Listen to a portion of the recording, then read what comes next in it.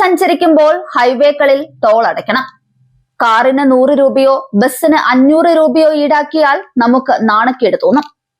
എന്നാൽ ഇപ്പോൾ ഒരു രാജ്യം കടലിന്റെ നടുവിൽ ഒരു ടോൾ ബൂത്ത് തുറന്നിട്ടുണ്ടെന്ന് പറഞ്ഞാൽ വിശ്വസിക്കാനാവുമോ? അതെ, പശ്ചിമേഷ്യയിലെ ശക്തമായ രാജ്യമായ ഇറാൻ ഇപ്പോൾ ലോകത്തിലെ ഏറ്റവും പ്രധാനപ്പെട്ട കപ്പൽ പാതയായ ഹോർമുസ് കടലിടുക്ക് വഴി കടന്നു പോകുന്ന കപ്പലുകൾക്ക് വലിയ നികുതി ചുമത്താൻ പദ്ധതിയിടുകയാണ്. ഒരു കപ്പലിന് ഇറാൻ ആവശ്യപ്പെടുന്ന തുക കൃത്യമായി $2 മില്യൺ.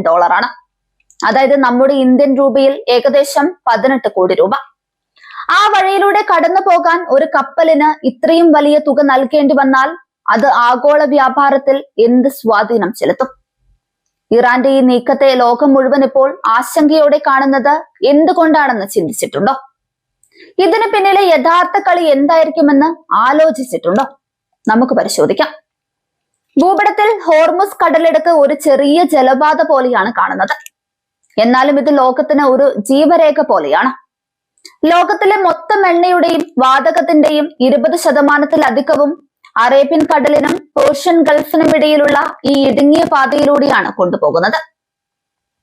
ലളിതമായി പറഞ്ഞാൽ Saudi Arabia, UAE, Kuwait, Iraq തുടങ്ങിയ രാജ്യങ്ങൾ അവരുടെ എണ്ണ പുറം ലോകത്തേക്ക് അയക്കാൻ ആഗ്രഹിക്കുന്നുവെങ്കിൽ കപ്പലുകൾ ഇതേ ഹോർമുസ് വഴിയാണ് വരേണ്ടത്.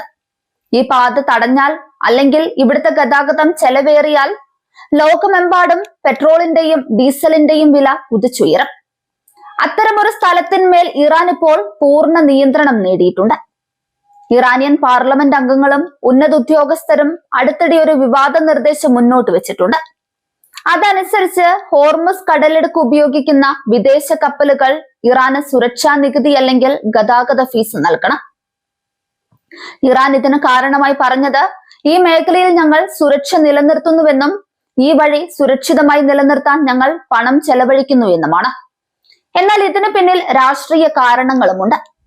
US-ഉമായും ഇസ്രയേലുമായും സംഘർഷം നിലനിൽക്കുന്ന സാഹചര്യത്തിൽ തങ്ങളുടെ ശക്തി പ്രകടിപ്പിക്കാൻ ഇറാൻ ഈ പാത ഉപയോഗിക്കുന്നു. ചില ഇറാനിയൻ എംപിമാർ പരസ്യമായി പറയുന്നുണ്ട്, യുദ്ധച്ചെലവ് വഹിക്കാൻ ഞങ്ങൾക്ക് പണം ആവശ്യമാണെന്നും അതിനാൽ ഞങ്ങൾ ഈ നികുതി ചുമത്തുകയാണെന്നും. ചില കപ്പലുകൾ കടലിൽ പണം നൽകിയാൽ ഞങ്ങൾക്ക് എന്ത് ലഭിക്കുമെന്ന് ചിന്തിച്ചേക്കാം. പക്ഷെ അങ്ങനെയല്ല കാര്യങ്ങൾ. ഒരു കപ്പൽ 18 കോടി രൂപ അധിക നികുതി നൽകിയാൽ ആ ഭാരം ആത്യന്തികമായി ഉപഭോക്താക്കളാണ് വഹിക്കുന്നത്. എണ്ണ കമ്പനികൾ പെട്രോളിന്റെ വില വർദ്ധിപ്പിക്കുന്നു. എണ്ണ, ഭക്ഷ്യധാന്യങ്ങൾ, മറ്റ് ഇലക്ട്രോണിക് വസ്തുക്കൾ എന്നിവ മാത്രമല്ല ഈ പാതയിലൂടെ കൊണ്ടുപോകുന്നത്. ഗതാഗത ചെലവ് വർദ്ധിക്കുമ്പോൾ എല്ലാ ഇനങ്ങളുടെയും വില വർദ്ധിക്കും. ലോകമെമ്പാടും സാധനങ്ങളുടെ വില വർദ്ധിക്കുകയാണെങ്കിൽ അത് സാമ്പത്തിക ദുരിതത്തിലേക്ക് നയിക്കും. ഇറാന്റെ ഈ നീക്കത്തെ അമേരിക്കയും ബ്രിട്ടനും ഉൾപ്പെടെ നിരവധി രാജ്യങ്ങൾ ശക്തമായി അപലപിച്ചിട്ടുണ്ട്.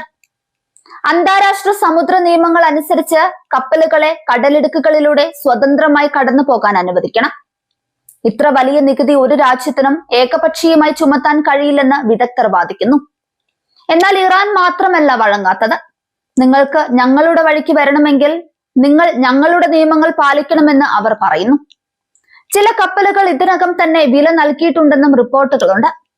ഇത് ഇങ്ങനെ തുടർന്നാൽ കടലിലെ ഈ ടോൾ യുദ്ധം ഒരു വലിയ യുദ്ധത്തിലേക്ക് പോകുമെന്ന കാര്യത്തിൽ സംശയമൊന്നുമില്ല.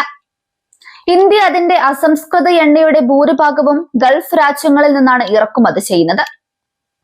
ഹോർമുസ് കടലിടുക്കിലെ ഏത് വ്യത്യാസവും ഇന്ത്യൻ സമ്പദ് വ്യവസ്ഥയെ നേരിട്ട് ബാധിക്കും. നമ്മുടെ കപ്പലുകളും ഈ ഫീസ് നൽകേണ്ടി വന്നാൽ ഇന്ത്യയിലെ പെട്രോളിന്റെ വില നിയന്ത്രിക്കുന്നത് സർക്കാരിന് ഒരു വെല്ലുവിളിയാകും. ചില സാമ്പത്തിക വിദഗ്ധരുടെ അഭിപ്രായത്തിൽ ഇത് ഇറാൻ നടത്തുന്ന ഒരു തരം സാമ്പത്തിക ഉപരോധമാണ്. അന്താരാഷ്ട്ര ഉപരോധങ്ങളാൽ വലയുന്ന ഇറാൻ ഇപ്പോൾ കപ്പലുകൾ വഴി പണം സ്വരൂപിക്കാൻ ശ്രമിക്കുകയാണ്. എന്നാൽ ഇത് ഒടുവിൽ ഇറാന് തിരിച്ചടിയാകുമോ അതോ ലോകരാജ്യങ്ങൾ ഇറാന് മുന്നിൽ മുട്ടുകുത്തുമോ എന്ന് കണ്ടറിയണം. കടലിന്റെ നടുവിൽ 18 കോടി രൂപ ടോൾ നൽകുന്നത് തീർച്ചയായും ഒരു സാധാരണ കാര്യമല്ല. ഇത് പണത്തിന്റെ മാത്രം കാര്യമല്ല, അധികാരത്തിനും നിയന്ത്രണത്തിനും വേണ്ടിയുള്ള ദാഹമാണ്.